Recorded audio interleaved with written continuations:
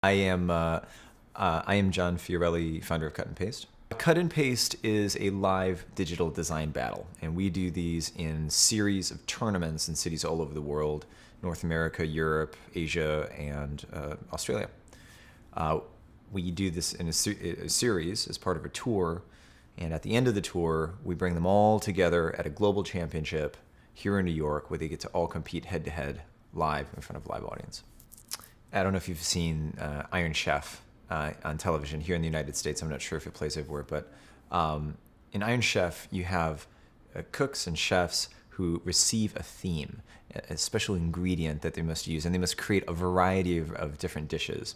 What we do is we ask designers to get on stage in front of workstations, computer workstations, and using the software tools of their choice, they create original works of design in rounds ranging from 15 to 20 minutes in front of a live audience. And it's very much a concert, nightclub setting. And so we do these on Saturday nights. We do them in all the major cultural centers and creative capitals of the world. And ultimately, most of our designers on stage are people who are professional designers. They're usually in their late 20s, early 30s as an average.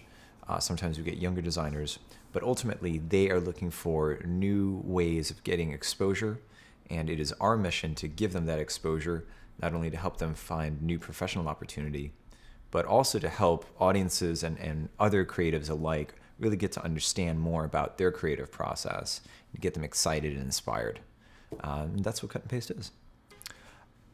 It's our opinion that designers are largely unseen. We see the products of their work. We see them in magazines, commercials, we see them in movies, but we really see very little of the people who are behind this great work, and we think that's a shame.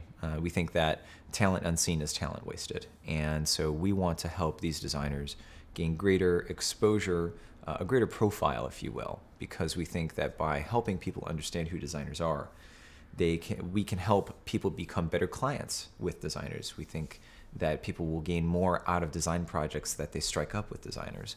And so really, we just want to do our bit in helping to create a greater creative ecosystem for digital visual design. It really didn't start off as being some big tour. It was really just an idea to be kind of like a party, or it was really just intended to be a celebration. And when we started this back in 2005, the idea was, let's throw a great event on a Saturday. Let's see what happens if you put designers on stage. Let's see how they react to receiving a theme and having to almost perform as much as design. And so, sometimes our tournament, and sometimes we describe it as spectator sport, but really to me, it's a showcase.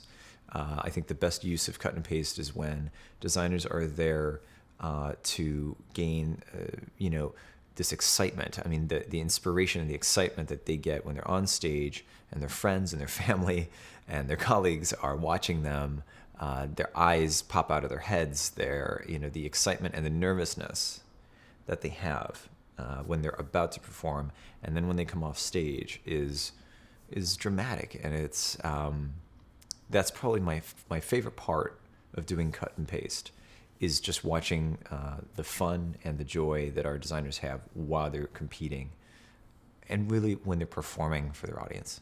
It's amazing. I love it. Well, I think if you only put a video camera on the person hitting keys and moving a mouse, probably not. What we do is we put them behind workstations, but those workstations are projected on large screens. And so you get to watch every brush stroke, every scratch out, every undo. You get to see how they make their choices. You get to see them make choices in real time. Cut and Paste, and we do at times, we'll mention, it's a battle, and putting them on stage. But really, I think the biggest and the most important factor of Cut and Paste is showcasing young emerging talent.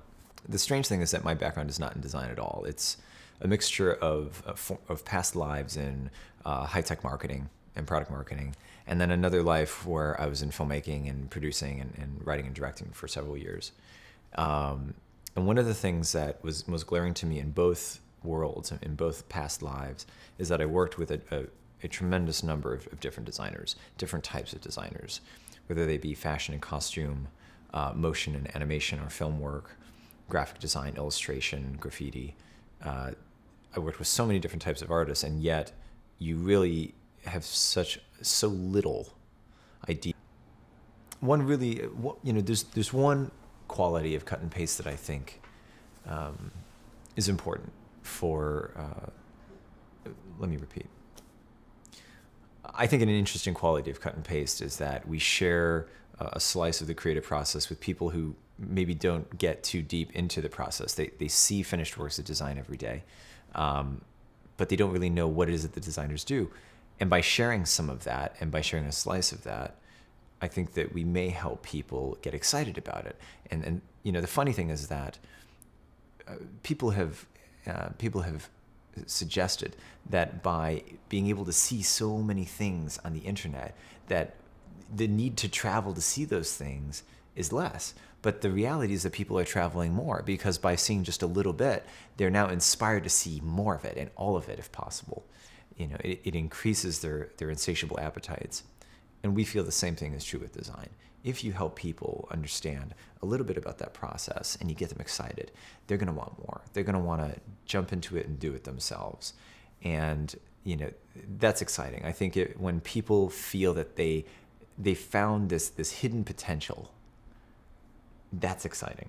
So if anything, I would be very pleased if cut and paste helped people find a hidden potential that they pursued.